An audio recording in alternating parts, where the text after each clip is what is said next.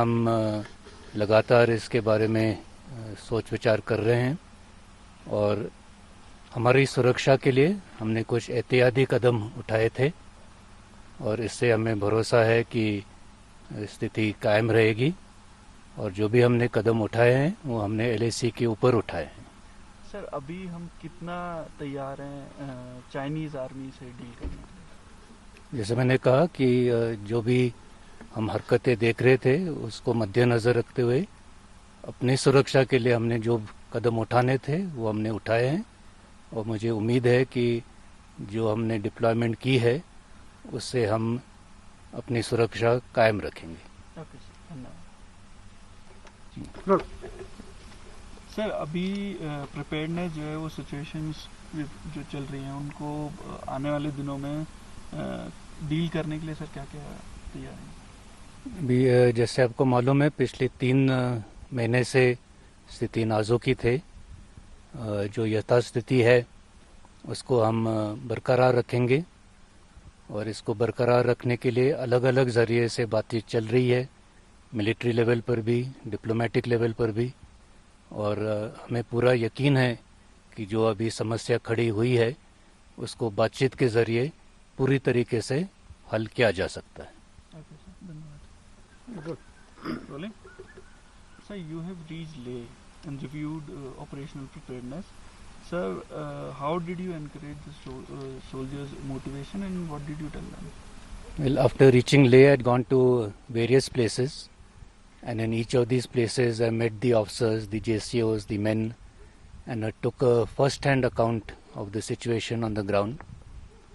And they are highly motivated, their morale is high, and they are fully prepared to deal with any situation that may arise. I would like to reiterate, as always, that our officers and men are the finest in the world, and they will not only make the army proud, but also the nation proud. Sir, what is the current situation right now? Well, the situation along the LAC is slightly tense. Keeping in view of the situation, we had undertaken some precautionary deployments for our own safety and security, and these deployments we undertook along the LAC so that our security and integrity remain safeguarded. So what are the preparedness to deal with the situation with China in coming days? Well, as you know, for the last 2-3 months the situation has been a little tense, but we have continuously been engaging with China, both at the military and the diplomatic level.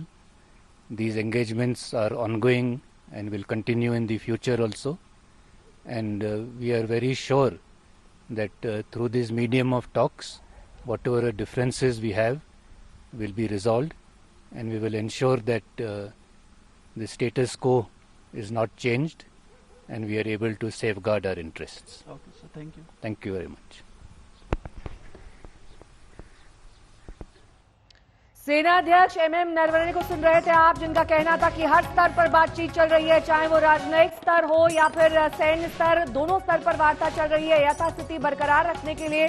लेकिन सैनिकों से उनकी बात हुई है, वो motivated है, उनका मोराल हाई है। साथ ही नरवणे ने यह भी साफ किया कि जवान हर चुनौती से निपटने के लिए पूरी तरह से तैयार और सक्षम है।